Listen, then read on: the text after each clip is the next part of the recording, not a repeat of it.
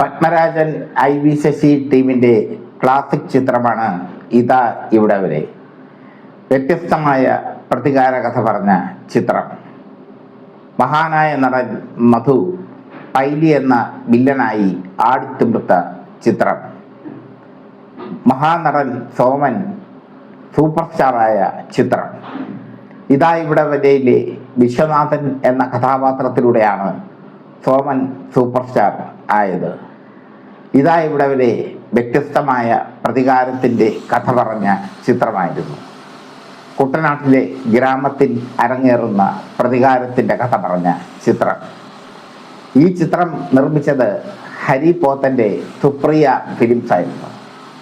Hari പോത്തൻ്റെ Supriya films മലയാള സിനിമയിൽ ഇടം പിടിക്കേണ്ട ഒരു സ്ഥാപനമാണ്. കാരണം ഹരി പോത്തൻ സുപ്രിയ ഫിലിംസിലൂടെ നിർമ്മിച്ചതെല്ലാം മികച്ച ചിത്രങ്ങൾ. പത്മരാജൻ്റെയും ഭരതൻ്റെയും IV ശശിയുടെയും ഒക്കെ ചിത്രങ്ങൾ. കലാപരമായ ചിത്രങ്ങൾ നിർമ്മിക്കുമ്പോൾ അതിൽ ലാഭനഷ്ടം നോക്കിയില്ല ഹരി പോത്തൻ. അതാണ് ഹരി പോത്തൻ്റെ പ്രത്യേകത. ഇതാ ഇവിടെ വരെ റിലീസ് ചെയ്യുമ്പോൾ സോമൻ ഒന്നുമല്ലായിരുന്നു, മധു സൂപ്പർ താരവും. പക്ഷേ ഇതാ ഇവിടെ വരെ ഇറങ്ങിക്കഴിഞ്ഞപ്പോൾ സോമൻ മധുവിന് തുല്യം താരപദവി സ്വന്തമാക്കി. സോമൻ്റെ ടേണിംഗ് പോയിന്റായ ചിത്രമാണ് ഇതാ ഇവിടെ വരെ. ഒറ്റരാത്രി കൊണ്ട് സോമൻ സൂപ്പർ സ്റ്റാറായ ചിത്രം എന്ന് വേണമെങ്കിൽ പറയാം. മോഹൻലാലിന് രാജാവിൻ്റെ മകൻ എങ്ങനെയായിരുന്നുവോ അതുപോലെയായിരുന്നു സോമന് ഇതാ ഇവിടെ വരെ. ഇതാ ഇവിടെ വരെ സെക്സും സ്റ്റണ്ടും നിറഞ്ഞ ചിത്രം തന്നെയായിരുന്നു. ഈ ചിത്രത്തിലെ പ്രധാന ഹൈലൈറ്റ് ജയഭാരതി അർദ്ധനഗ്നയായി സോമന്റെ മുമ്പിൽ പ്രത്യക്ഷപ്പെടുന്ന രംഗമായിരുന്നു. ഈ രംഗത്തിൽ അഭിനയിക്കാൻ ജയഭാരതി വിസമ്മതിച്ചു.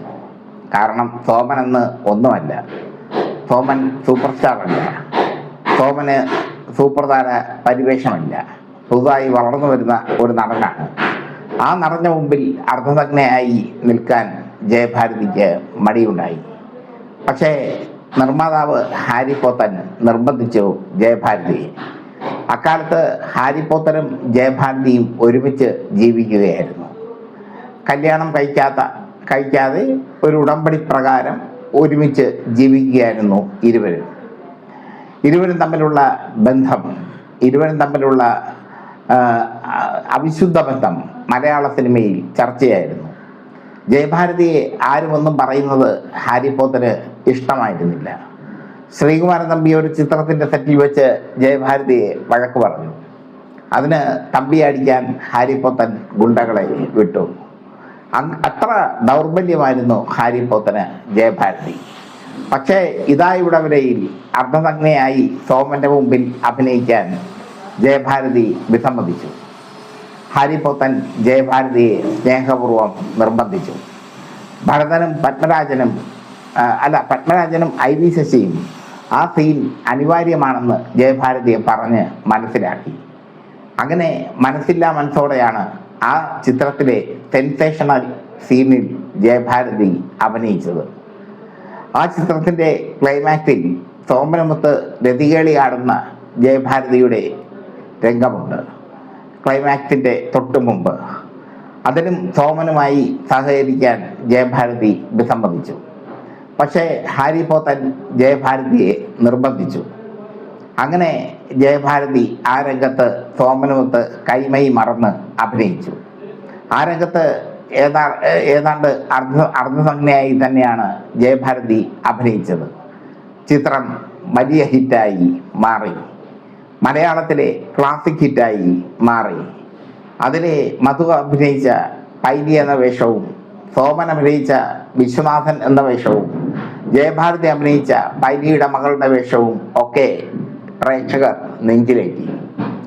ഇതാ ഇവിടെ വരെയുടെ ഹിറ്റ് റിലീസ് ഡേറ്റ് മാത്രം കൊണ്ട് ഒതുങ്ങിയില്ല.